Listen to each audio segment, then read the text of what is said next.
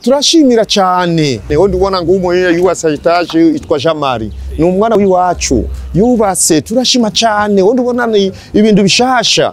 Mu Buyenzi turashima cyane. Ikintu cyane tushimira Imana, cyakabiri tushimira abana b'iwacu.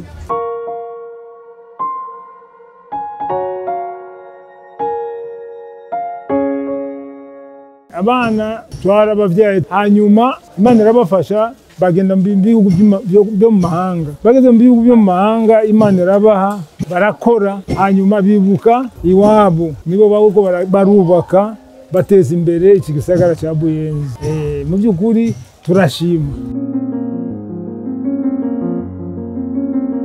Mu bana bacu usanga bagenda hanze kuko ari abayisilamu bakamenya aho bavukiye n'ingorane n'ivyo baciyemo n'ababafashije eka n'igihugu cyabavyaye bakaca babona yuko utuntu ari two twose boronka icambere batangure badushikane imuhira. Nico gituma ubona yuko aya mazu agenda araduga n'abana bibuka aho bavyariwe n'abandi bakanezerwa n'imico yo mu Buyenzi bakaca bishakira yuko shobora kubanga mu Buyenzi. Twebwe turabishima kandi bikadushimisha, ntibabikura ku nabi babikura ku neza kuko nabo nyene bashaka bagende bivanye n'iterambere ingene ririko riragenda.